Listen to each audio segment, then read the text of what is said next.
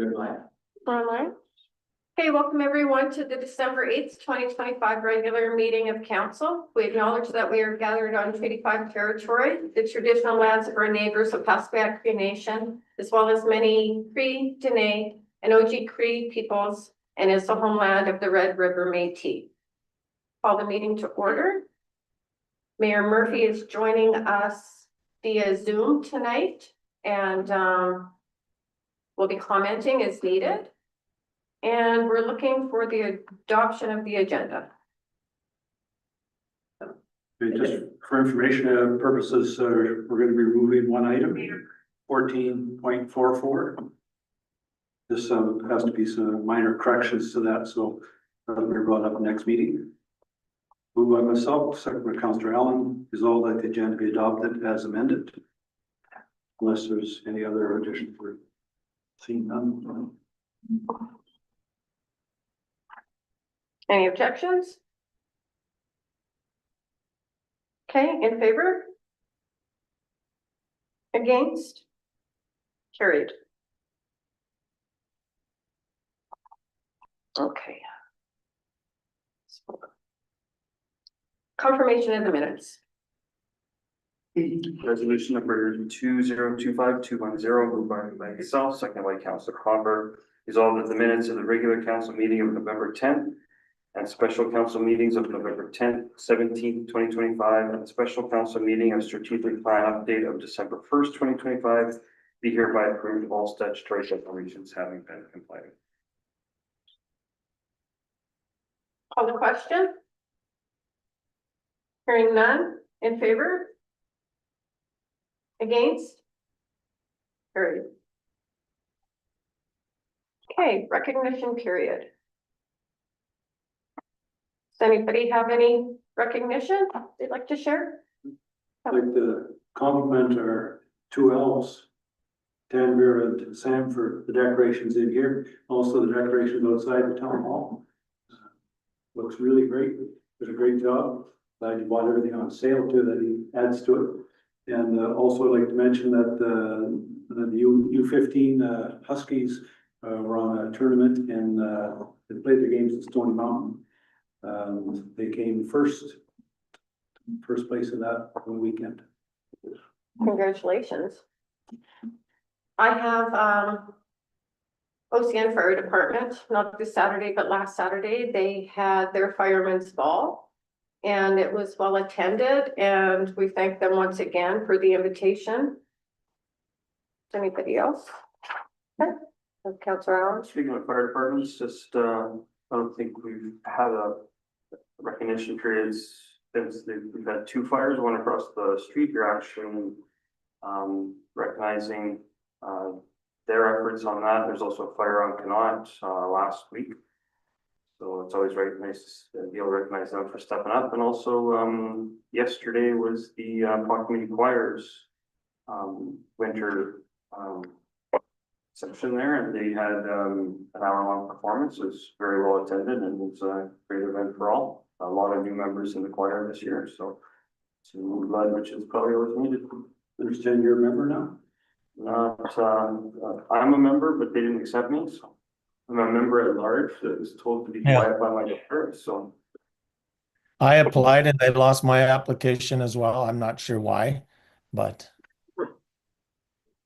I would like to add to just talking about that whole Christmas spirit. That's great to see that. Also, it was nice to see the couple of craft shows over the last little while.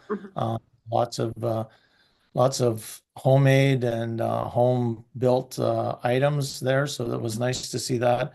And I just wanted to add a little bit more to what Councillor Hopper mentioned about the Christmas decorations. Great job by our administration of doing what we've done here. But also just the community at large. If you go for a drive around, there's a lot of people have put some effort in this year to sort of decorate the community. So it was great to see that. Thank you. Anyone else? No? Citizens period. So are we rolling with Mr. Berezowicki since he's here first? My citizen period? Oh. Am I even a citizen? we'll go with you first. Okay. I was here a while back representing the Northern Lights Seniors Building Co-op to talk about our initiative that we're trying to get started. To try to build an independent living facility here in the plot. We had just mentioned that, you know, we're looking at some placement. I think we sent a letter to the town through Wool, I believe, asking about specific property that you have, both the Woolville property. We dealt with Jonathan, who has been, you know, showing us the properties that are available. And we somewhat settled on that being as one that we'd like to be interested in purchasing. And when I say purchasing, I'm talking about lowest common denominator. It's situated very close to the existing independent living facility, which is Valhalla right now. What we're looking at building is very similar to that. If the funding stream that we apply for goes through, it would be through the same type of cooperative initiative that's there. So that's our process right now. Our board and our steering committee is growing fairly rapidly on a regular basis. I've just had our meeting right now and I left early because I wanted to get here, but we have 3 new members that are interested. We sent out 106 surveys with people that would be interested in building or living in a senior facility, and we got 93 back already. Which maybe you don't think that's very many, but when you get a 93% rate for that, and all of them in the survey, it included whether or not it was something they were interested in, which they were, what kind of money that they would be looking at wanting to spend per month, facility like that, what kind of amenities they would like to have in it, you know, where in the community they live. All of those things we're analyzing, but at the end of the day, there's a real serious need for independent. So there is for everything, but housing of that nature is really needed. So I guess I might ask, we're asking the town to consider that particular Wolf Hollow property that you maybe have in front of you. And I guess from my perspective, and I'm gonna go and suggest to you that I'm asking for that to be given to us, we're really able to us, so that we can develop on it. I know that your legal department and your staff could figure out some type of an arrangement where the town, if for instance, something doesn't happen, that this whole process falls apart, that the property goes back to the town. Obviously, I think you've done those type of arrangements with different groups. I'm hoping it doesn't happen because I think that we're doing the application through the cooperative initiative, which I think their next intake is, what I'm told, is August or September. I'm hoping that the federal government, because they've been announcing more money for housing, that they're going to carry on those initiatives next year and the year after. If that does happen, then if we don't get approved, maybe there's a process that we can resubmit again. We may also our group may also look at pivoting and look at just building a life lease type property there, depending on people that may be interested in there, because I've had a lot of different people approach me on the street about this with different ideas. So it's needed. We're asking your consideration for that property at $1 or whatever rate you can give it to us if we can build that. We're looking at a 30-unit complex right now, similar to the one that Valhalla has. We're just working through all the processes of what the building's going to look like. Once we have the property attached, we can then go to a developer with the particulars of that property, what we want, and they can get us a price, what that'll be, so that we can then do the application process through the cooperative. So what's the timeline for your letter of support? What's that? Is there a timeline for you to receive your letter of support if No. one is to come? No? No, but I think we're gonna need to move this fairly quickly because the application process, we need to have everything ready for an August intake. And it sounds like there's a lot of time, but there isn't a lot of time. We have a lot of planning to do right now to get it done. And I know that particular property, another consideration, I know that particular property has a lot of fill that would be needed in there, as with a lot of the properties in town. But the town has access to some exceptionally good fill that we would like to be considered for too. And I know that personally where it is, but the reason I say that is because when we start doing ERP to build and develop, that's gonna be a question, where are we gonna get the to fill this spot? Because that particular property will need some proper fill in it. So it's something that maybe Sam and I can work on, or your group can work on and get back to us on that, but from the town perspective, we just need to know, are you willing to sell us that property, and are you willing to sell it to us or give it to us so that we can do this development?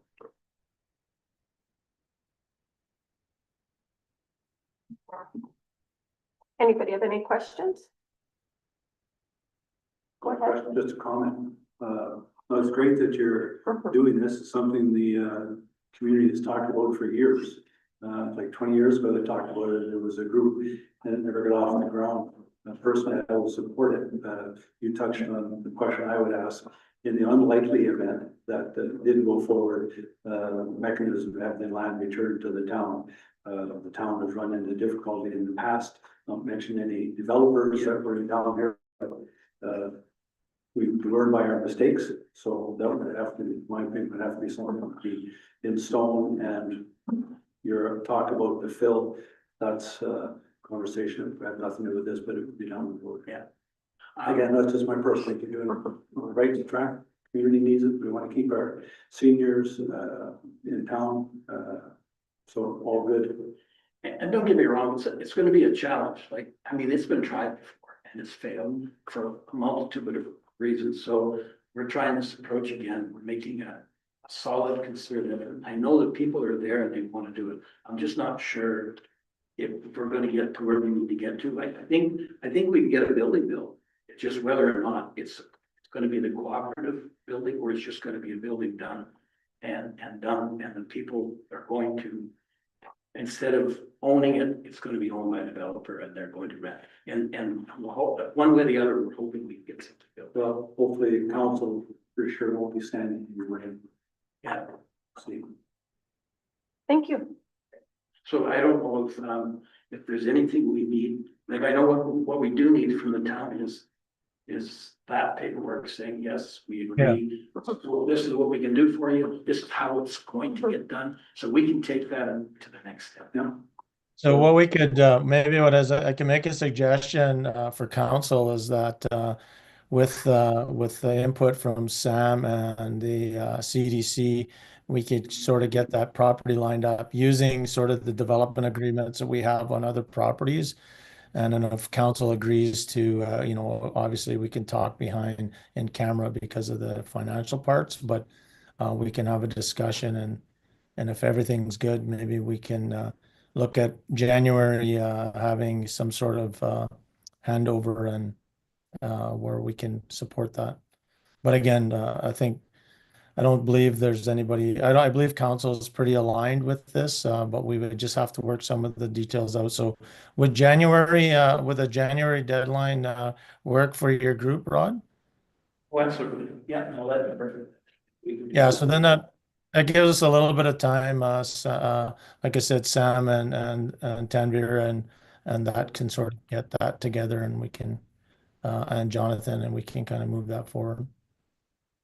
Perfect. So we'll look for the end of January as a deadline to cover off any vacation time that anybody will be having this month.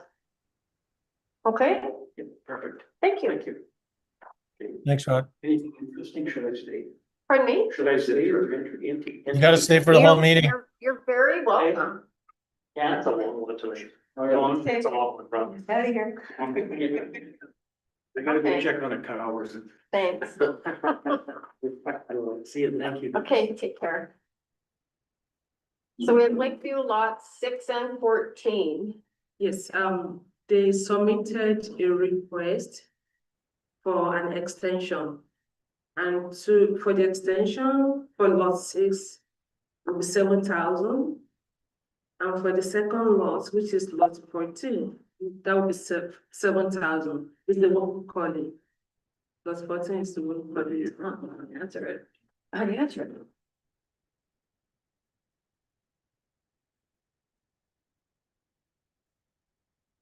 Hello? Hey, Errol, can you hear me? It's Carrie. Sorry, it's very, very staticky. It's not that. All right, so, sure. You know what, sure, try calling back, you bet. He's going so. Because I tried this line and it was working perfectly, so whatever network issue is going on, it's probably. Okay. This all. Sound like a song. Anyway, his request letter is hereby attached to the agenda. And he's already, he has started the construction. You don't sound like you're any clearer, but we'll try and go through. You can go ahead, Errol. You can't hear me neither? Okay. So we're under the understanding that you're looking for an extension?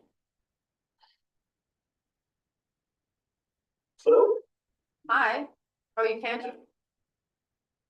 Okay, so Errol, we're under the understanding that you're looking for an extension on your lake lot? And we'll let you go ahead. Okay.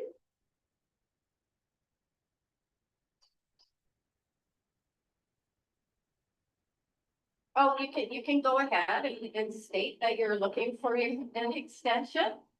Yeah, okay, sounds good. Okay, I don't think that you're hearing me. So, I can go ahead with the extension? No, to go ahead and make your request for the extension. Yeah. Okay, Sure. Send a letter. you can do it verbally right now as well. Yeah, so, I'm going to, request an extension, the property.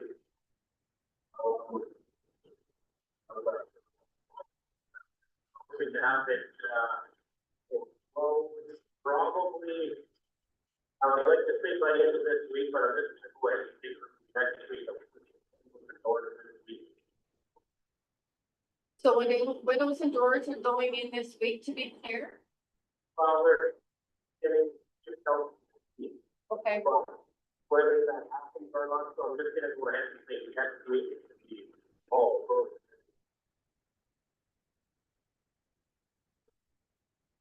does anyone have any questions of Errol? This is like super staticky. Yeah, it is. You know what?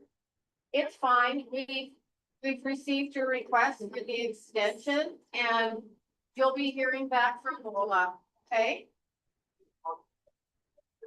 Thanks, Sarah. You as well. Bye now. This letter is his request. Yeah. I've already agreed to pay the second cost. And the second lot is, about whatever decision I will come, I just want to send the second one. I sent an email to council 2 minutes before the meeting regarding, he could not make it. And, so he sent his regrets, he has to travel to, it's on his way to Winnipeg. And said he has like a couple of months to finish it. He wanted to make sure I finish it by this month, but said he needed an extra payment. And it's ready for the payments as well. He just needs an approval from council to be able to make the payments and finish his building next. So he's agreed to pay the extension fee as well. And initially, he wanted to finish this year because he's plan of finishing early next year, if it is possible for him not to pay and that's council. If he's going to finish next year, he has to pay the extension fees. Even if it is January 1st, 26 is 26. That's been our policy. Yes. Sorry. Unless council wants to change that.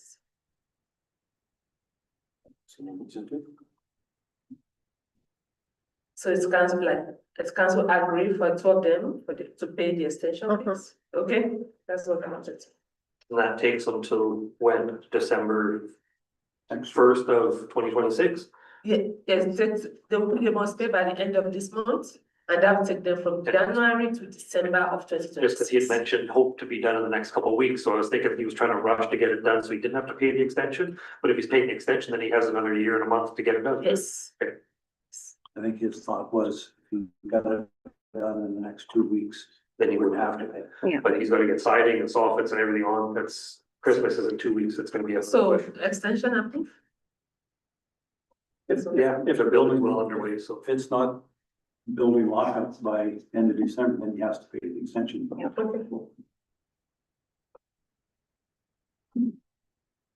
Okay. So citizens period, is that all for citizens period? We do Is have, there anything else? yes, we have a presentation from Community Safety and Wellbeing. Safety and Wellbeing, they're already online. Okay, So they are here to give reports to council of what they have been doing in the past almost 2 years about the general well-being of the town of Dimba and our entire community.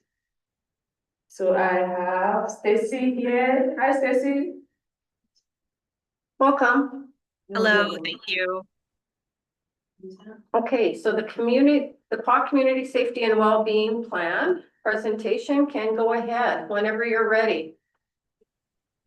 Some Bola, I think that's the document, but would it be possible for you to pull up the slide deck for us instead? Yes.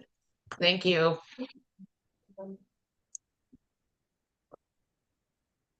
And can everyone hear me okay? Yes. Yes. Perfect.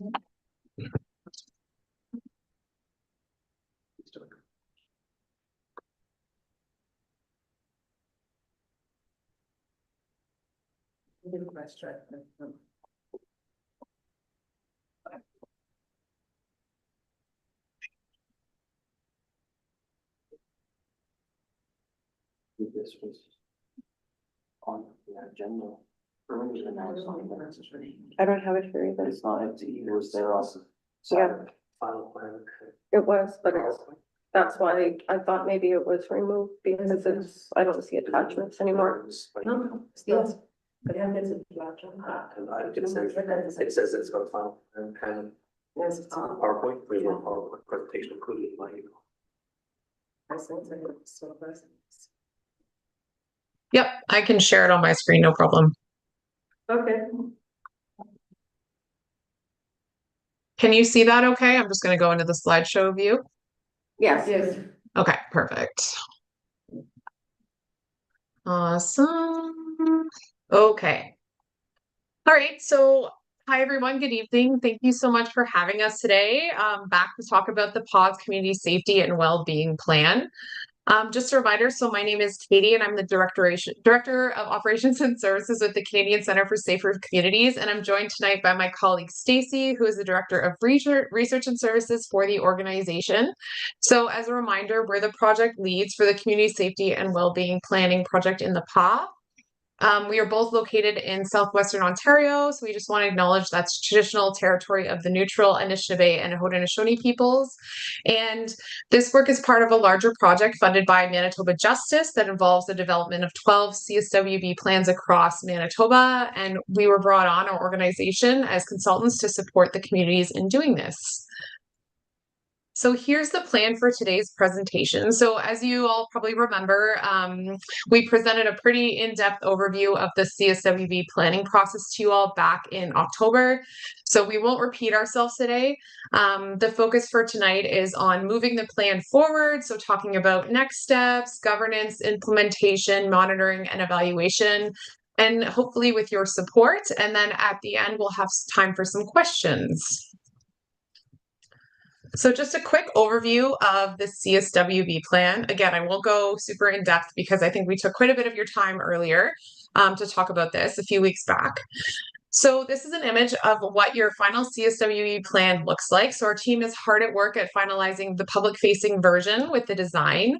But just a quick reminder, so your community safety and well-being plan was informed by an in-depth data collection process. So you'll recall when we presented the first time, we talked about how we did a review of existing data, so StatsCan, police data, things like that, a community safety and well-being survey with the general population, as well as a youth version of the survey, and also community engagements or focus groups with various community members. And then we compiled all of that information to inform the development of this plan.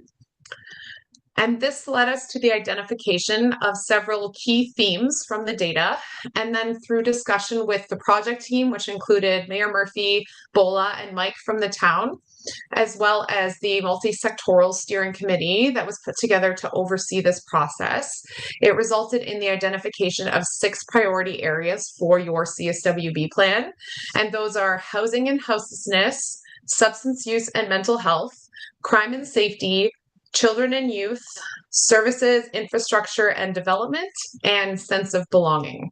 And so the CSWB plan document includes all of the priorities as well, so the 6 priority areas, as well as goals and actions associated with each one. So in total, 29 goals and 44 actions.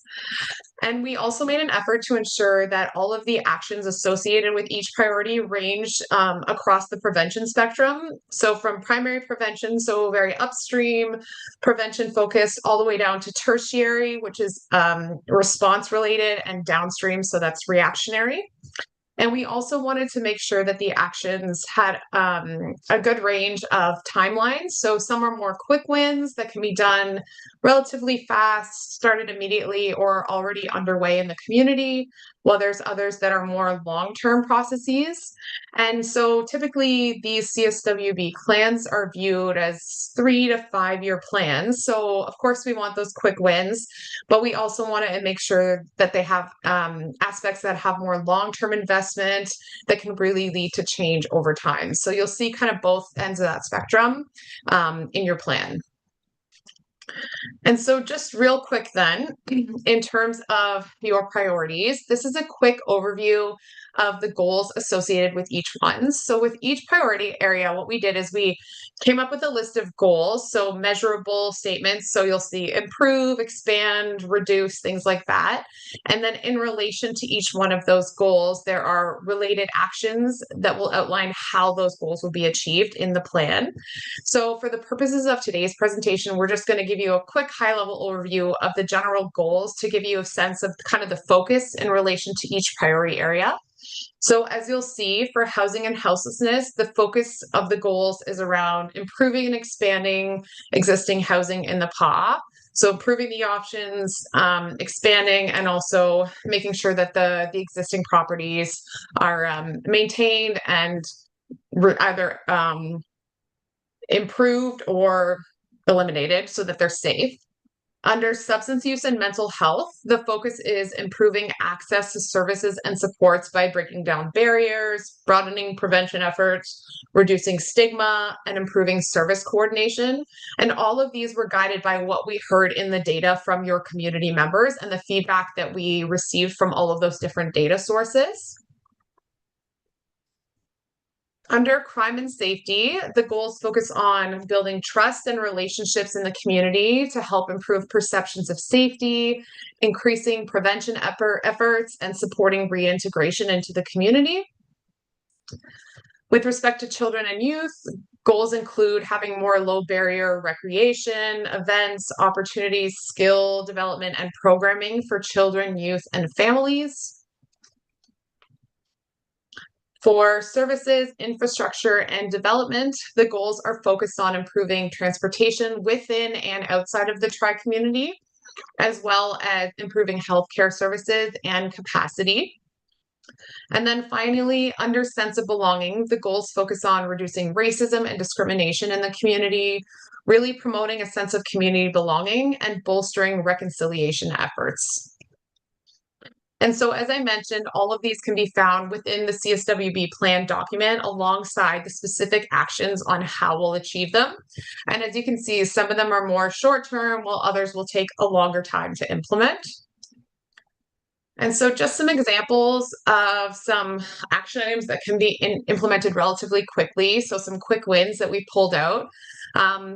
One, under substance use and mental health, is working with the province to implement the community mobilization model in the PA. So some of you may be familiar with this. It's essentially a coordinated interagency program that supports youth and adults in the community by connecting them with resources. And it's been very successful in other communities like Dauphin and Selkirk.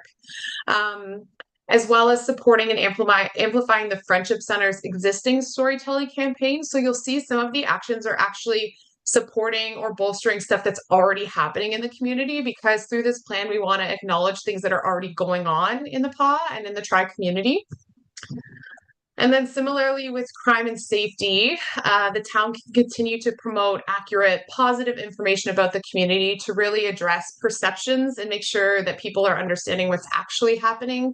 Because a lot of times we hear people assuming things about crime trends in the community that aren't necessarily in actuality the case, and they affect perceptions. So again, promoting that accurate, factual information. And then another example of a quick win that can be implemented relatively quickly is exploring opportunities to host more events with leadership from the town. So those are just some examples of things that can kind of be picked up quite quickly and go as soon as the plan is ready to implement. And so with that, I'll hand it over to Stacy. Thanks, Katie. Okay, so as we think about next steps, we want to talk about what this looks like in the PA on the ground. And some of that is around the importance of dedicated support for CSWB work moving forward. So we know that evidence from literature and municipalities across Canada who have already done this work shows that having dedicated backbone support significantly strengthens CSWB work in any community. Many communities do establish a CSWB coordinator role to lead, manage, and sustain the plan. And this role provides basically ongoing stewardship of CSWB implementation. The role often combines strategic planning, bridge building with local partners or across municipal departments, as well as just kind of like the day-to-day administrative coordination of moving all of these pieces forward. Because implementing a CSWB plan can be complex, right? There's multiple sectors involved, there's multiple community organizations at play, and so it does require a fairly significant level of coordination and engagement and planning. And we know that a repeated challenge for communities that don't have a dedicated position to CSWB in their municipality is that staff often end up kind of carrying this work off the side of their desks and things get lost along the way, or it's just not prioritized in the way that it needs to be. So the value of a dedicated coordinator is, of course, that it creates that single point of contact to move the work forward. That person can act as that liaison between the municipality or the town and community partners and other interested actors. And they can ensure alignment and consistent momentum throughout the implementation process. What this looks like, of course, can vary, right? Depending on the structure of the town or the municipality that we're talking about. It sits in different departments depending on the structure of a municipal's infrastructure. So as an example, here we've included Williams Lake, which is a relatively comparable interior BC community. They have approximately 10,000 people in their community, and they have a part-time CSW coordinator position that's housed within their protective services department.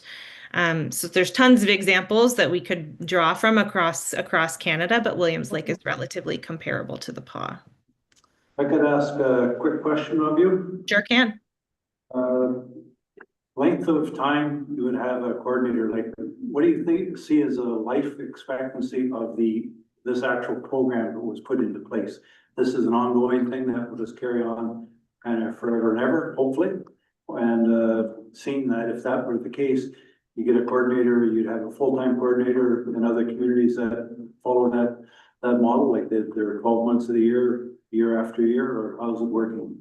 Yeah, well, CSWB plans in Ontario, for example, are just kind of coming to the end of their first iteration and are moving into their second iteration. Ontario communities have kind of reached the end of that first 5-year cycle and now are creating their second iteration of their plan.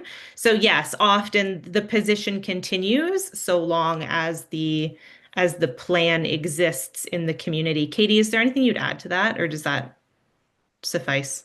Yep, and that's a full-time coordinator? Full-time or part-time. They're not necessarily full-time positions. It depends on the community. The ones in Ontario that you're referencing, are they getting grants for each of the 5 years, or is it just a one-time grant that they're getting over there? So Ontario actually doesn't, the Ontario government doesn't provide any funding to Ontario communities. This was legislated in Ontario. That's where I live, where communities are required to create and implement CSWB plans, but the province provided no financial support. So again, it depends on the community, but communities have either invested locally by creating the position and funding it municipally, or have pursued other means of funding through grants and other opportunities. Okay, thanks. Yeah, That's it. Thank you. sure. So actually, that's a great segue into my next slide here. So the recommendations that CCFSC, our organization, is including in your plan are as follows. We're recommending the creation of a CSWB coordinator position, which can be full-time or part-time. Maybe it starts full-time and changes to part-time over a period of time, right? That's up for you folks to decide. Depends on capacity and resourcing and all sorts of things. And that role would be embedded within your municipality so that it has that authority and stability and access to all these internal systems that they would need to implement this plan in a good way. The position provides the backbone support needed to keep the work moving forward. But we are also recommending a constellation governance model to structure the work across those key themes. So this model creates interconnected working groups where partners work on specific areas that are relevant to their organization. And I'll show you in a second what that looks like in a model. So the coordinator provides the overall backbone support, but they're not doing necessarily the work alone. They're working in coordination with these action teams that are established. And we can go to the next slide. So this is the constellation governance model. So you'll see it's a collaborative governance approach for networks of organizations that are working on complicated issues where there are multiple sectors involved. So instead of creating, a new organization or body to oversee this work, partners work together through these action teams, which we refer to as constellations. So the shared purpose of the CSWB plan is what brings these partners together in this framework. The constellations are the action-focused teams, and there would be, hypothetically, one per theme for your plan, right? So you'd have an action team on housing and homelessness. You'd have an action team on substance use and mental health. Your stewardship group there is the steering committee. That's the body that provides the oversight and guidance and ensures alignment with the plan's priorities. You already have a steering committee established in the PAW, but there may be some expansion or addition or some changing of what that might look like locally to oversee the plan moving forward. And then your backbone support is that coordinator position, right, housed within the municipality. And so we recommend this model, generally speaking, in the implementation of CSWB plans because it's flexible, it supports a shared leadership and collaboration across your community. It minimizes bureaucracy, and it keeps things action-oriented and community-driven. Any questions about that before I move on? No? No, there aren't any. Okay, and we'll save some time at the end as well. I have two more very quick slides. I just want to share this quickly because it helps us conceptualize how change happens after a CSWB plan is implemented and based on the work that you folks have already been doing. So often when we think about the impact of a community safety and well-being plan, we think about those long-term outcomes, right, that we really want to see change. We think about reduced crime, increased public safety, improved well-being. But there are also some really tangible short-term impacts, some of which your community is already realizing or has begun to realize just based purely on participating in this process. So as an example, one short-term outcome that's being realized is enhanced multi-sectoral collaboration. That's already been a part of the work that we're doing through that steering committee locally. Another example is that some of our data gathering has improved some understanding of the risk and protective factors that exist in the PAW. And Katie and I were with you folks, my gosh, I can't remember when that was. We were there in person when we presented the community profile. And so that can act as a baseline for measuring progress moving forward. So when we think about the change that can result from a CSWB plan, we do want to think about those long-term impacts, but I also just want to demonstrate and emphasize that your community is already doing some really great work in those shorter term outcomes just by engaging in this process.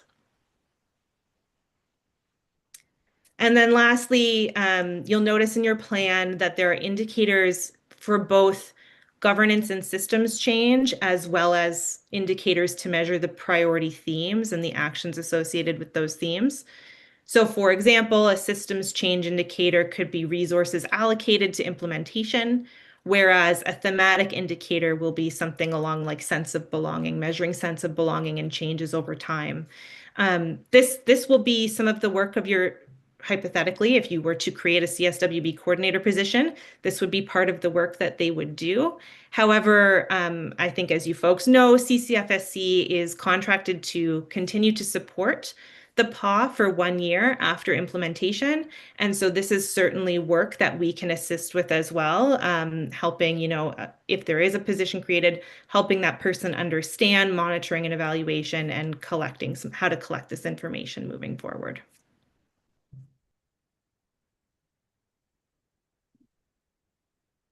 So what happens now? Your plan is finalized, so to speak, right? We have the Word document, the PDF, as Katie mentioned. We're still working on that graphic version that you can use publicly. We'll need to return to the conversations about the provincial support and how to implement community mobilization. And we're sticking around for another year to support the PAW moving forward in what this looks like. So that's our speech. Does anyone have any questions, comments? Mayor Murphy, did you want to jump in? No, I appreciate all the work that's been done so far. I mean, not only from your group, Katie and Stacy and Trevor and Cassandra, but I know there's been a lot of work done by the community to get us to where we're at today. And I do appreciate the summary right now. And I think council's already had sort of multiple discussions around this, is that how do we make sure that this doesn't end up being a plan that sits on the shelf, that with all the investment that's been done already by the group, and how do we sort of resource it to keep moving it forward? I know there's some opportunities for grants down the road, but I also believe that this is something that we should be investing in and moving it forward.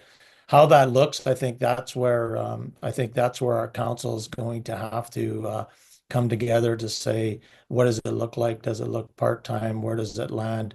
Who does it report to? If it's full-time, is there full-time hours just for this? And how do we incorporate other duties with regards to the community safety officer group that's there? So I'm looking forward to further discussions with our council on that. I'm not sure if everybody's got a chance to read the entire document. I think there's a lot of good things there, but I've always say, you got to get 85% there. It might not be the perfect plan, but it's better than no plan. And now it's time to get some traction and make the commitment to move it forward. I agree with you, Mayor Murphy. Katie and Stacy, I'd also like to thank you for explaining the importance of the dedication of having a coordinator position, and also for complimenting the existing people who are doing work. I appreciate that. Does anybody have any questions? Just comment, I agree, we need a coordinator. Just looking at refreshing the job description that we've it's a rough outline of what we're doing. There's a considerable overlap of our head safety officer and the job responsibilities. So we'll need some discussion when we get to that point, how that's going to all fit together. But need somebody to take a hold of it, and that would be the person. Yeah, that's a good point, Councillor. And I think we also have to keep in mind the skill set that we would be looking for to move this forward, because I think having that connector, bridge builder, and somebody with some good, strong, fluent ways of hosting meetings and connecting people are important.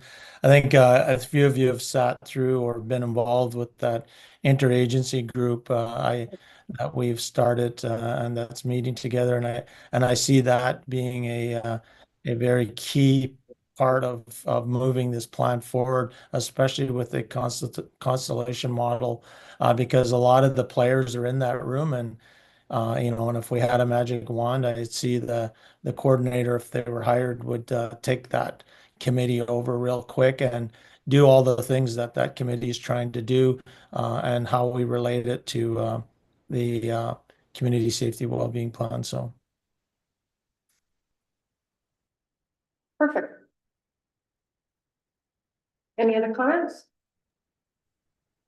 So the team is gonna stay with us for a year. That'll be a year starting after we hire the coordinator. He's smiling, in case you can't see him. Basically, Okay, yeah. thanks. Thanks, Katie and Stacy, again for your presentation, and we hope you enjoy the rest of your evening. Thank you. Have a good holiday, Okay. everyone. Take care. Yeah, Thank you. Merry Christmas. Bye. Bye. Okay. We're now completed with citizens period? Yes. All right. So then, 9.3.1 departmental resolutions, closure of town facilities during the holiday season. Resolution number 2025-211, moved by Councillor Atkinson, seconded by myself. Resolved that council authorize the closure of all town of the Paw facilities at 12 noon on December 24th, 2025, in observance of Christmas Eve.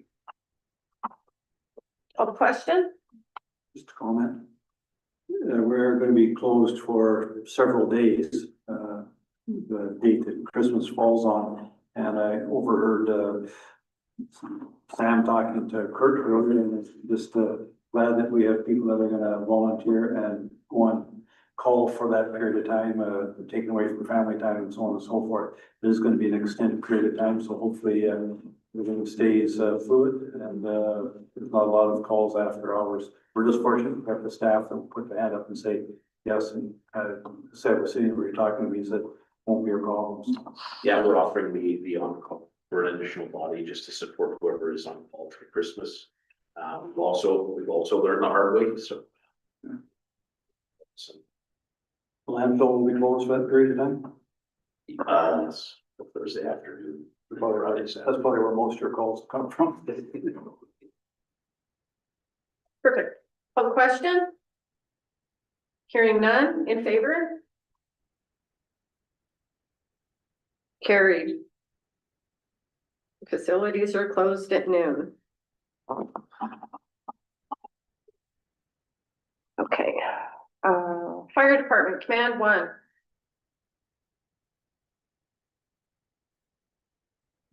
Resolution number 2025-212, moved by Councillor Manich and seconded by Councillor Commodore.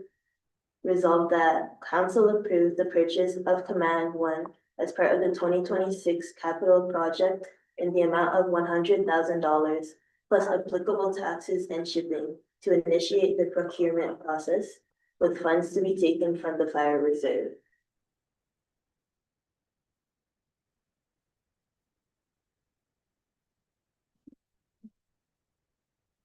I have a comment on this. I'm not sure I'm comfortable of just, I think what we gave directions for, or maybe I was wrong, that we want to go out and replace that unit. But I do believe we should follow our procurement policies where we get quotes brought back in and we see sort of approve the item that we're purchasing. Not sure. It appears that this is like you got a blank check for $100,000. Do what you see fit, and I don't know if we need a resolution at this point, but maybe again, I'm not really in favor of this.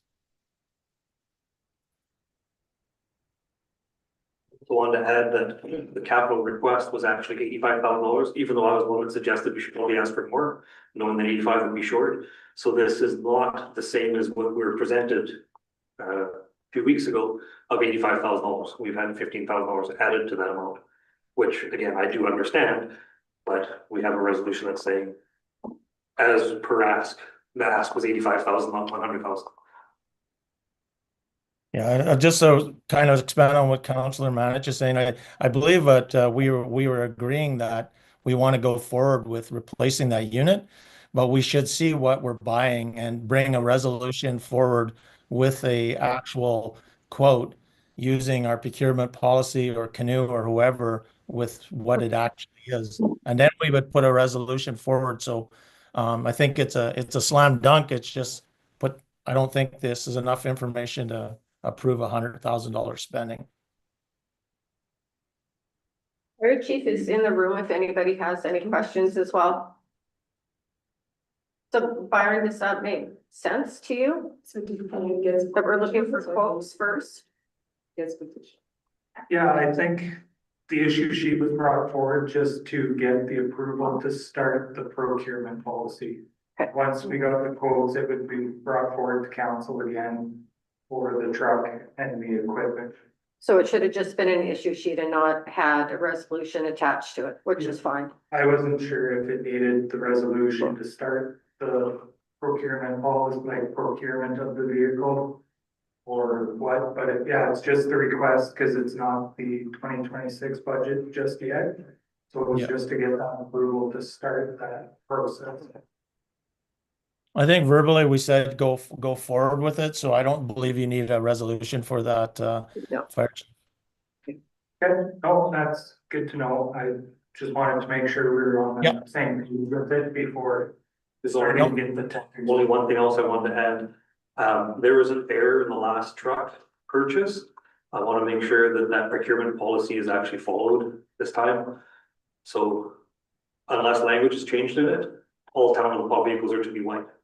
Yeah, I looked for that and I can't find it anywhere. I'll have Bola and Laura kind of confirm that. Cause I've looked through policies for purchasing and I haven't found it. It was a procurement policy. But anyway, just to make sure that we're, again, following our policies. So we're tabling this? Yes. So does this go for all of the free capital items? Cause I think maybe on our end, there's maybe a uncertainty in terms of what we can move forward with to start the process, I guess. I think what we, as what council mentioned, was that whatever you need to do now, bring it forward. Bring it forward and with the quotes, with the details, and we'll approve it. Anything that's identified as needs quick turnaround, we're saying we don't want to be standing in your way. So yeah, bring forward whatever you have. I kind of took the presentations as, hey, here's what we want to do. You didn't hear no on really anything. So that means now you can start your process of, I say, bringing quotes. So yeah, Byron's right, come and ask for permission to say, hey, we need to expedite this. Can we get going now? I just don't think we're ready for a resolution because the resolution will come once we've got those numbers. So you weren't wrong. It was just a process that was, yeah, I think, skipped. Okay. Councillor Popper? Just move to table that for now. Okay. Tabled. Thanks. 9.3.2 CDC bookkeeping and financials. Resolution number 2025-203, moved by Ms. South, second by Councillor Forrester. Resolved that council authorize the Chappaqua Finance Department to oversee and manage the bookkeeping and financial affairs of the Paul Community Development Corporation, bracket CDC. Call the question? Just have one question on this. So we're tasking our finance department doing the CDC's books essentially. Have they been consulted on this to see what kind of a burden that places on them before we just saddle in more work? I can speak to that. Mhm. When this was brought up, before I presented to council, I talked with CFO. And she said she's working with our department to handle this.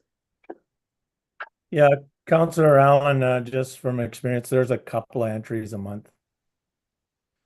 No, I knew it wasn't a lot, although it does say the issue sheet is hopefully going to be ramping up. I just wanted to confirm that we're consulting the department that we're saddling. No, for sure. Okay, call the question. Hearing none in favor? Carried.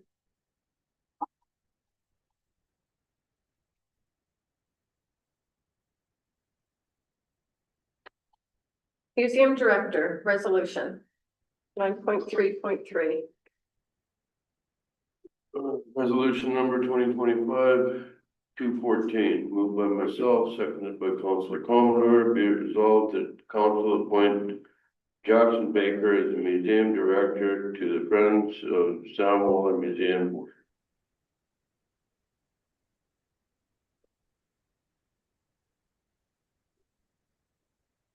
Call the question. Hearing none. In favor? Carried. Interim budget 9.3.3.1.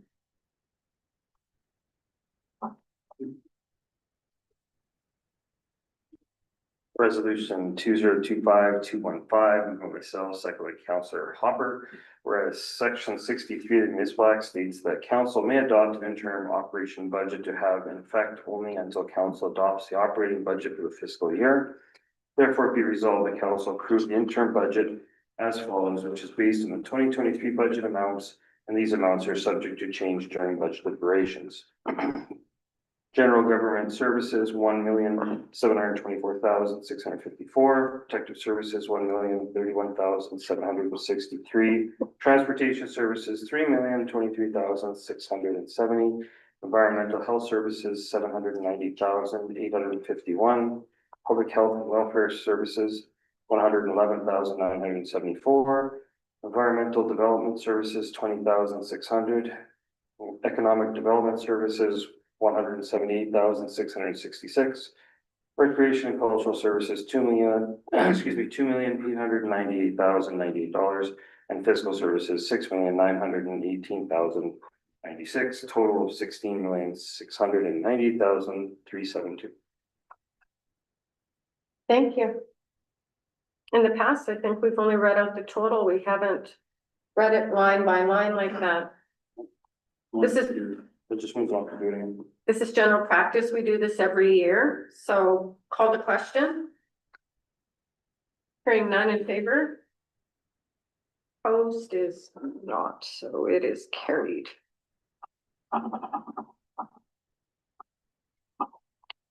Airport surplus 9.3.3.2. Resolution number 2025-216, moved by myself, second by Councilor Hopper. Resolved that council approve the transfer of 1.2 million for operations to the airport reserve fund. I think this is a great idea. Call the question. Yeah, this is good news just for our community members to understand. Unfortunately, it's bad news because we had a big wildfire season. But the good news is with all the activity, we sold a lot more fuel. If you follow any of our budgeting, you see that there's a significant amount of capital required for our airport, and this moving this money to the reserves really makes a lot of sense and will be a big help in the future. So this is a good news. Good news from bad news, or from bad summer. Thank you. In favor? It's carried. Okay, airport interior lights resolution 9.3.3.3. 2025, or sorry, resolution number 2025-217, moved by Councilor Atkinson, seconded by myself. Resolved that council approve the agreements due to the cost savings and lighting upgrade to the airport in the amount of $11,033.59 plus tax and shipping from the 2025 budget currently allocated to runway patching. Any questions, comments? I just had one question, and I'm not sure if our superintendent can answer it or not. Years ago, when we did the hydro assessment and the LED fixtures basically on about all our facilities, how come the airport wasn't part of it? That's a very good question. That's something that sort of, because the new round of efficiency Manitoba programs came forward, so Nutrition came to us and said, hey, we'd like to kind of revisit this. So we did a inspection of all our facilities and all the interior lights, like you said, were done. And then I sort of realized, did they ever do the airport last time? And that's sort of how he kind of went up to the airport. So might have been an oversight. I'm not too sure. Kind of. Okay, yeah, I was just curious if it didn't qualify then, or if we hit our max, or what we did. Yeah, I think it might have just Following fallen. up, we did all our facilities and the airport wasn't, if it was just. Must have been a bit of an oversight because the amount of lighting that they can switch over is, seems like it's pretty awesome. And stuff. Anything further? In favor? It's carried.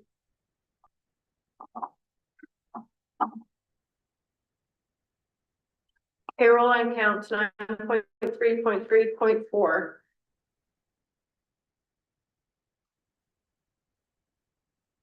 Resolution number 2025-218, moved by Councillor Manich and seconded by Councillor Commodore, resolved that council authorize the following accounts.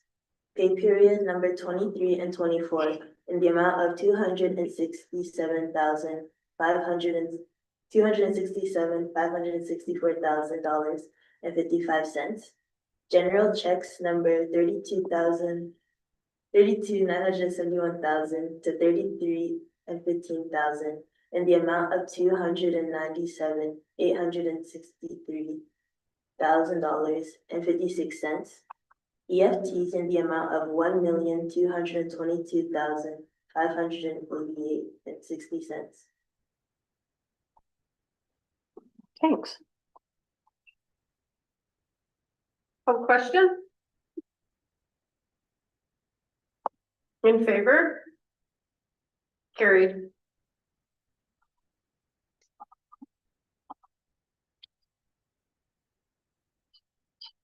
Reports of committees and boards. Oh, boy. Destination marketing, we'll start there. That's one that I know of.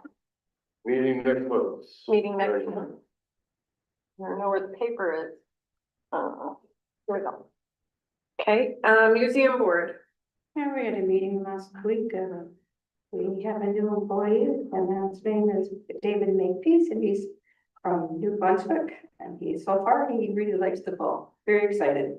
We're doing a raffle there at the Print of Edwards Avenue. We're set up at the Grub Box. Tickets are $10 each, but if anybody wants one, you can come and see me, or they're available at the museum. The Trappers Festival opening exhibit was on Thursday, December 4th. The turnout was not great, but since it's going to March, I'm sure people will be going there since Trappers Festival is included in that.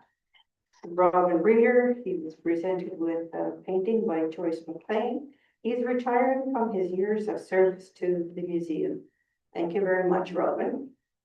And Home Roads Concert has 30 at the last, with Mary Simon, the last one, and the next one, I don't have one yet, but we've been very busy. Thank you. Chamber of Commerce. It's only our second meeting with the new board, which is off to a great start, I'm gonna say. Working on the constitution, making sure it suits the needs of our current environment. Another big point would be watch for the Shop the Paw OCN initiatives that happen for Christmas. It's an important one. Getting ready for the Christmas parade that'll be hosted this weekend, not of course by the Chamber of Commerce, but we will be part of it. And yeah, that's the name of storefront improvement carries on. You have a little bit more time to get in applications for this round. Membership drive is always ongoing.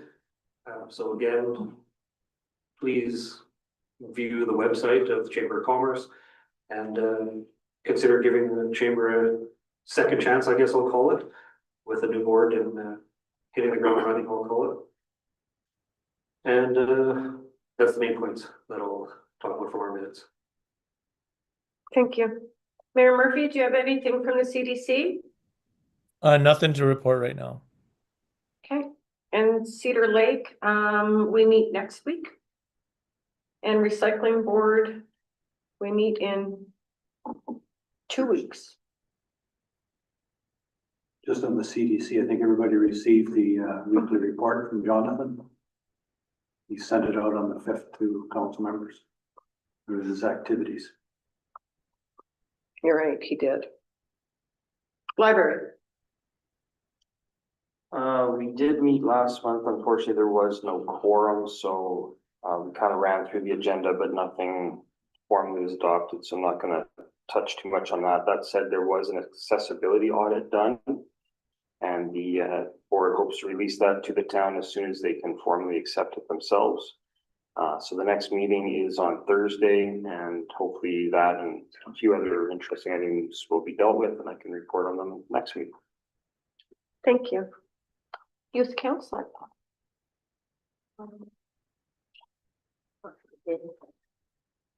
As you see, we're having a grad meeting tomorrow to announce the theme and other important things. We have many clubs up and running around the school successfully, like our Indigenous, Multicultural, Outreach, and French clubs. We have the Bill McDonald Senior Varsity Boys and Girls Basketball Tournament coming up this weekend on December 12th and 13th. And we also have a Bison Harvest coming up sometime next week. There's an early dismissal on this Friday, December 12th, and the last day of school before winter break is December 19th. Also, our band has been very busy by opening up for the Winnipeg Jazz Orchestra Charlie Brown's Christmas on November 28th. And we also performed at UCN for their Service and Recognition Awards on December 2nd. The small ensemble performed for the Rotary Club yesterday, and the winter concert is coming up this Wednesday, December 10th. The theme being Santa the Barbarian, the Sun. And the small ensemble will also be performing at St. Paul's next Tuesday. Santa the Barbarian? Yes, the Sun. The Sun. Thank you. Sounds like your school is busy. One thing in my report, I wanted to send a thank you to Metro Métis Federation Regional Office for being our new host as the Chamber of Commerce site.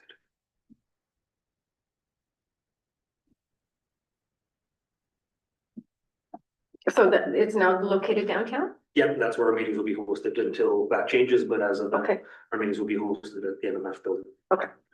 So across the street from a scanner? Yes. Perfect. And Kelsey School Division, there is nothing to report. Okay.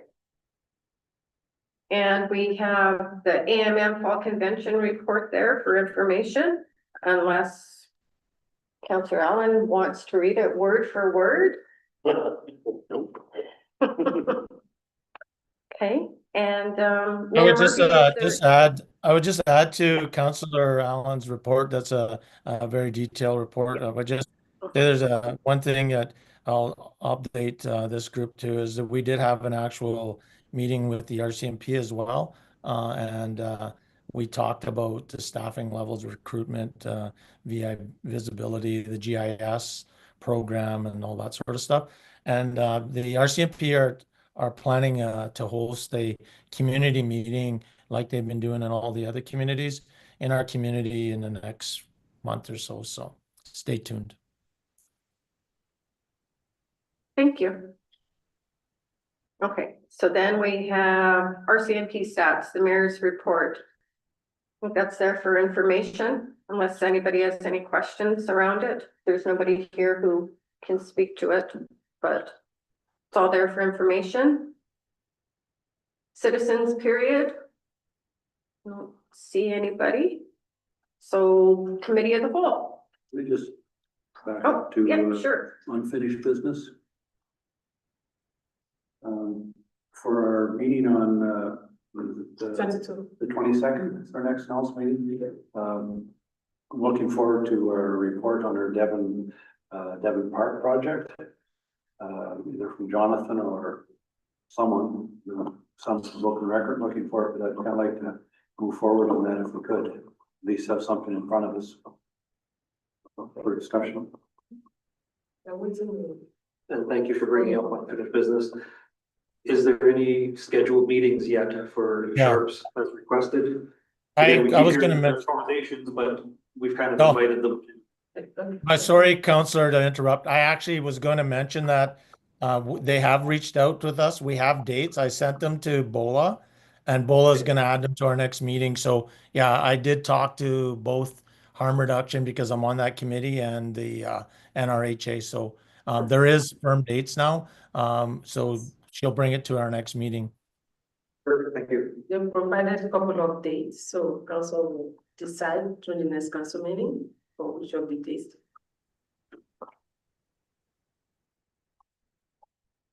Thank you. Committee of the whole. Need somebody to move us in. Resolve that we do now move ourselves into the committee of the whole with Deputy Mayor Atkinson and the chair to discuss matters requiring our attention. Public Works and Maintenance. 2025 capital maintenance inspection proposal. Thank you. We've talked about this, I think, a couple of times now, and I think perhaps I was not as clear as I should have been in my mission sheet, so I tried to kind of look forward another attempt. And I provided some greater scope by providing a quote that we got for this type of work. Hoping that maybe might clear some things up. So again, we're proposing that we change the plan or change the capital planning from a maintenance plan in fear of maybe just sitting on a shelf and collecting dust, as in having a professional certified company come in quarterly to inspect our facilities to make sure sort of everything is running properly, kind of getting ahead of issues that they can see ahead of time before we have major failures, and provide training to our staff sort of on a monthly basis through the process. So I guess if there's any questions, I can get some. Concerns maybe better than. We've already earmarked money for the manual, so to speak, as you mentioned. I think this is a great idea. It stays current. If we do a manual, it's gonna require a lot of work to keep current. I think this year, what I like about it is the aspect that employees can be trained as well, to a certain degree on some of the minor things. Yes. But maintenance is key, so I'd support something like this. So the engineering and maintenance departments, both of them are gonna see somebody come in from outside of the community to do the inspections? So what or we'll do is we'll have to put it out for a tender or request for proposal. I just provided this because this is a vendor we work with a lot already, just to kind of get a ballpark for budgeting purposes and so that you guys can kind of see. There are a couple of companies. There's one I know that's now more operates in our community as well. So we open it up to see if they, would have which one would be the best bid. This also is nice because it'll lock in some of their labor costs, so we kind of know what we're getting into before we start calling different vendors. So so it could be from the community or the surrounding area, I suppose. And this doesn't involve the vehicles. Correct. This is just HVAC. Just boiler. engineers. Yes.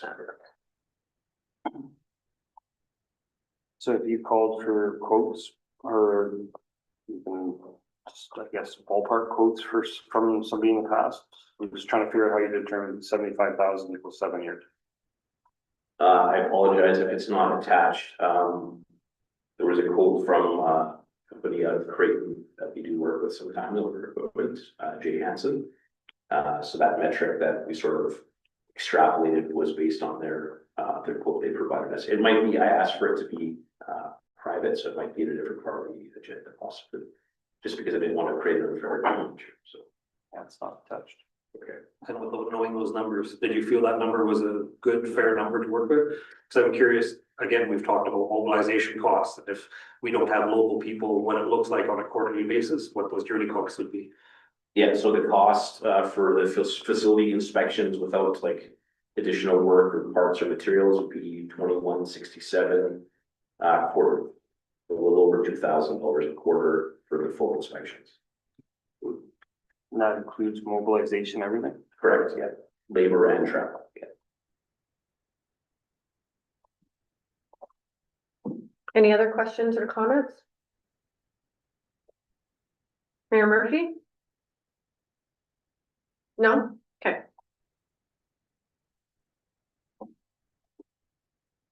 All right. So then planning and development, no, that's empty. You're good with that, then, Sam? Yeah, absolutely. You're good? We'll get some quotes, we'll bring it back for a resolution at the point. It's just we're changing the nature of what we originally proposed for capital, so just want to make sure that we're all agree.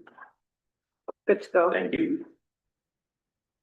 14.4.1, quality improvement committees. Yes, I'm requesting from council to start the QIC meeting again. And the reason for that is, last year we started quality improvements committee meeting. And when I was doing like end of the year with my managers, the one thing that they were all telling me is that QIC was kind of supportive in our 2025 project as well as planning for future. So I'm asking council that we encourage council to start this in January of 2026. And employ council that this will not be like a monthly meeting, something like quarterly or something because of what administrative responsibility for the management. So that is why I'm putting this up, and I put together the committee some of the suggested ideas that I believe it will guide us whenever we are having these meetings. So, and some drivers that we'll be using as a template when at the end of the meeting, like we have to state the agenda of this is what we're going to cover this meeting instead of going out of agenda. So that's why I'm presenting this back to council, and I would like to know whether council is on board or how do they want us to go ahead with this. We understand that we do have like some big projects in 2026, especially the landfill and other projects. So your different experiences and perspectives will actually help us to be able to achieve our objectives and the set goals by the council on time. So I will speak to protective services that Councillor Allen and I sit on. We don't set the agenda is set for us when we go there. Yeah, so that's just something like we don't ask for anything to be on the agenda. The managers who are part of that meeting, they create the agenda and we follow the agenda. Yeah, and I can just echo that. I can say that the same occurred for the personnel committee that I was on. Like I don't know about the other meetings, but that one, the agenda was created for us. And to be honest, council can add something like to the agenda as well. But some of the manager came to me and they were saying, okay, let's have something together and agree. So the reason why council are there, like, is because we want to hear your ideas so that whatever you have, we incorporate everything together and have something great for the community. This would be considered a standing committee, right? Pardon? This would be considered standing committees, right? Yeah. By definition, they're standing committee. All of them. So our procedural manual says 3 members of council must be appointed to each committee. Must or may. It says 3 shall be appointed. Okay. So we might want to rework just to make sure we're in line with our procedural manual. Okay, I will read that. Thanks. I will check the wordings whether first. Thank you. Any other discussion? Just a Oh, comment. sorry. Yeah. You're talking about the agendas. I don't think council should be adding anything to the agendas. Okay. Anyone we go there with the agenda that the management has set up, looking for our opinions on said agenda items, and then we move from there. If we bring individuals, we bring up 3 extra things you want to put on the agenda, we're going to derail it. So we stick to your agenda, and that's what you're asking for our input for. If we feel that something should be put on the agenda, that would be a council decision. Again, to speak for myself. Agreed. It's our opportunity to have candid discussions with our staff. That's how I view it. Okay, so look forward to January 2026 QIC meeting starting up again. And who is initiating these? Managers are reaching out? Managers, yes. Perfect. Okay. Chamber of Commerce representation, we have a letter of request from the chamber and or they're asking that we make a motion to reappoint Councillor Manich to serve a subsequent term ending December 31st, 2026, or a motion to nominate a new representative from council or the community to fill the vacancy. So Councillor Manich, are you willing to remain on the Chamber of Commerce for another term? Yes. Okay, so And I just have to let them know the election season is October, so the term would actually expire in October rather than. okay, so we have a resolution here. We'll give these two guys to sign it. Two guys, Guys. you guys.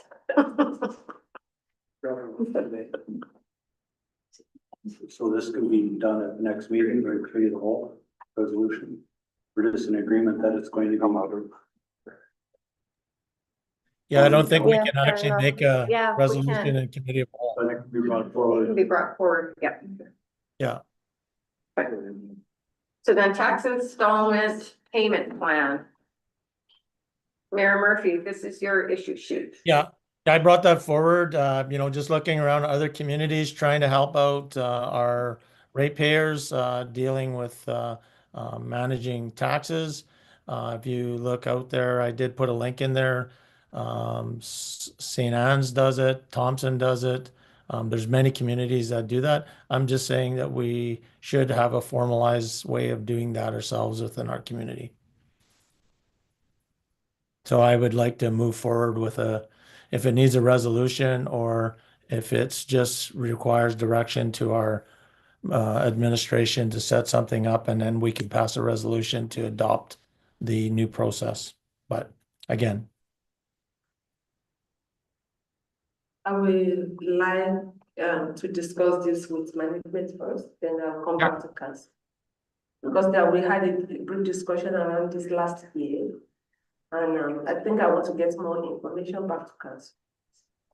yeah, I guess I would just encourage BOLA to just look at other municipalities and how they're doing it. And it seems to be working in municipalities that are smaller than ours. And it also is working in municipalities that are larger than ours. So I don't understand. I'm not sure what barrier would be in our way to adopt something similar.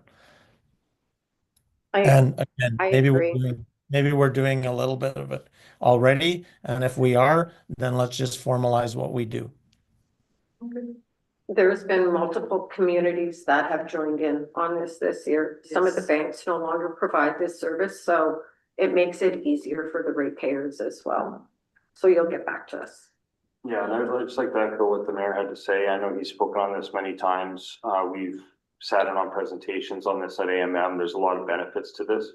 So I'm okay with this going back to staff, but if we could have like a firm deadline on when we're gonna hear back on this. I don't want it to carry on forever either. And this was brought forward, I think, probably following at least the last AMM, so that'd be 6 months ago or more. So it'd be nice if we could hear about this probably early in the new year. Okay. So deadline set for February. Well, Yeah. it's not reinventing the wheel, it's just, Yeah. end of January, we'll probably have it in place. Okay. So then we have, okay, so we're skipping that. 14.4.5 Community Safety and Wellbeing Coordinator. Oh, right, sorry, that was. We took that one out, yeah. So the Community Safety and Wellbeing Coordinator, we have an issue sheet here. From BOLA. Yes, following the presentation from the CSWB, and based on their recommendation, and that is where this issue sheet is coming from. If council would like to go ahead with the recommendation, using the job description from other communities. That is how we're able to get the job description. And we did a kind of a survey for the wage analysis. That is where we're getting the analysis from. We showed it like if we have like a part-time 20 hours per week, everything has been reported. And if council wants to go ahead with full-time, the cost implication, trying to explain it as much as possible. And do we want to go ahead now, or I don't know the direction council wants us to go? Should we wait till another time, or should we do it now, or how council Well, want to go ahead? My comment would be is that we need a full-time position because this is a new program. It's going to require a lot of assistance. I would also suggest that yourself and the CSO department sit down and see how this position amalgamates with inside that. But the key is the implementation of this CSWB plan. As time goes on, I would expect it's going to be very busy at the start, but as time goes on and everything's running smoothly, I would look at how they can support the community safety well-being or community safety officer program, and how that can sort of be done around maybe there's bylaws and all that other stuff that seems to be missed from time to time. So my suggestion would be is if you and Mike could bring back a recommendation that how this would look and what the implementation is. I would suggest like the wages. I mean, I think that we need to be competitive when it comes to wages, and average market rate within our community is where we should be leaning towards. And so I've seen our average market rate here, but I don't know if that's what the market rate is. That's what our community pays. So I think we need to pay appropriate wages to people to get good workers. And this is define how it's gonna work with our current CSO system. Yeah. And send out and see who applies. End of the day, it's gonna be difficult to find somebody. As you mentioned before, you need somebody with the adequate skills that's gonna be able to carry this program starting at ground level. So you need the right person. And I also think this would be a great topic for the first QIC meeting in January, because you should do it right. So wherever this lands, this is where the QIC group would be very valuable to help work out the plans. Good, go ahead. I slightly disagree. I feel because there is so much overlap, and I can't help but say I'm almost frustrated by this report, saying that this was almost exactly what I have envisioned our CSO program to be. It would be unfair for our current manager to say, hey, this would be handed off to you. And that's why I think that maybe it should be a part-time position to get it running. What does that look like? Which could then evolve into a full-time. But I have a feeling that the overlap happening, there's going to be a lot of redundancies, and that's what that part-time person should be identifying. And although this is our plan, I feel we need to have a good conversation with OCN as well. We have basically an interconnected community, and it'd be nice to see them on board with the same idea and having a coordinator in that community as well to help facilitate a lot of those conversations and partnerships, because those partnerships and a lot of things identified involve a lot of OCN membership. And I think it'd be good for our community as an overall picture to have collaboration. So Mayor Murphy, earlier on, good points, and this is going to segue into that. Mayor Murphy, you mentioned earlier on how the coordinator would work with the interagency committee. And there's individuals from OCN who sit on that as well. So it is a big working group. Yeah, so keep in mind this CSWP plan, or whatever the acronym is for it, was developed with OCN at the table. OCN, MMF, healthcare, school division. So if you look at the steering committee, which would still be active, that would still be there. I believe Opaskwack also has their own community safety well-being plan. I don't know if people remember attending that meeting about a year and a half ago where they presented it at the Veterans Hall. But I do agree with Councillor Manage is that we are one community, and it's super important for us to sort of get that interwoven relationship to make these things happen. My only concern I have is that there is I don't think that the entire plan is what this community safety well-being or community safety officer is, because they have other sort of on the ground duties.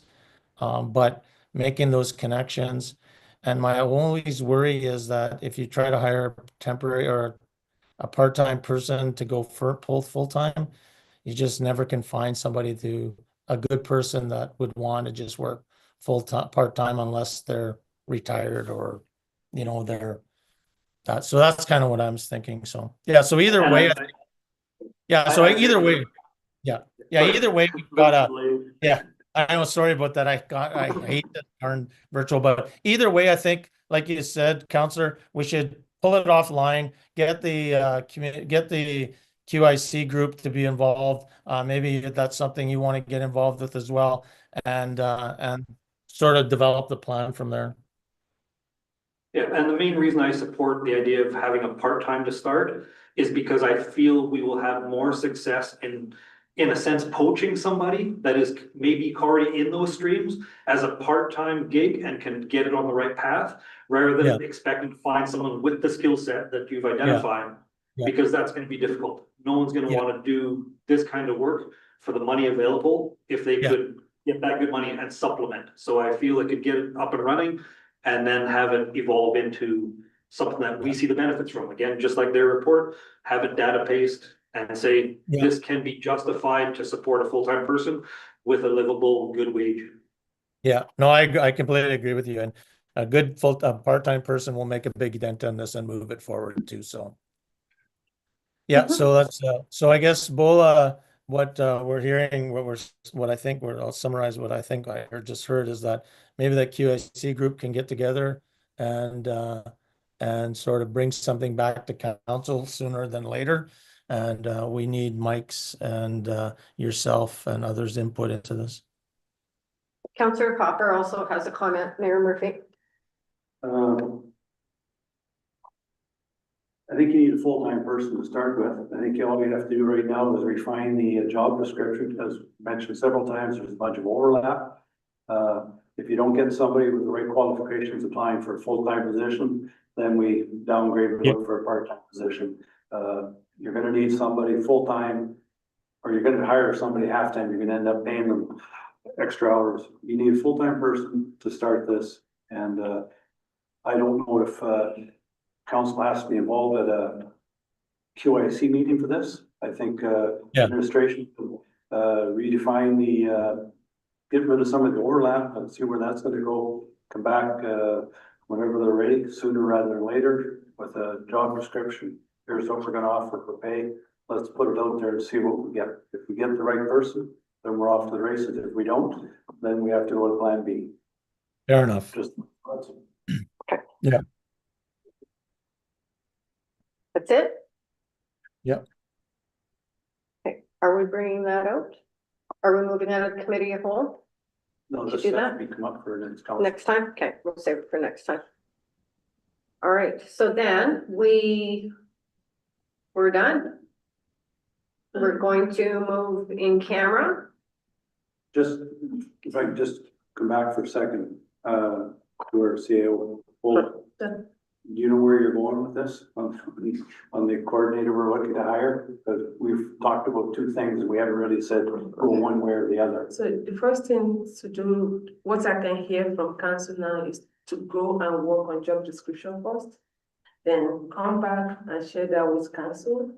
And if council is on board with it, then we can go ahead and advertise for a full-time position. That is what I can hear from At Well, least two. we're full-time, we're, So now if we could not get that, then we can go ahead with part-time. is everybody okay with Yeah. going with the full-time Yeah. to start? See where it goes, yeah. Yeah, just sometimes if we're doing discussions, you might not. okay. Yeah, so let me thank you for asking me for that, and first of all, I appreciate that question, because it's enabled me to know what council really wanted me to do, so I will go ahead and. You should always know what we want. Not all the time. Maybe I say be, so it's okay, it's good. And I really truly believe we should kind of word it in a way that gives us that flexibility. Yeah. That maybe we find the perfect candidate, but is only full half-time available. And so if we could have it as a full-time or part-time. Yeah. Works, as long as we can do that, like I said, it's about the right person, not necessarily the right position, right? Yeah. So. So there, now it's clear as mud. You do both. I've read both, good time. Thank you. Figure out how to find the best person possible. Okay, so let's move to in-camera. Resolve that we move ourselves into the in-camera portion of the whole with Deputy Mayor Atkinson in the chair to discuss matters requiring our attention.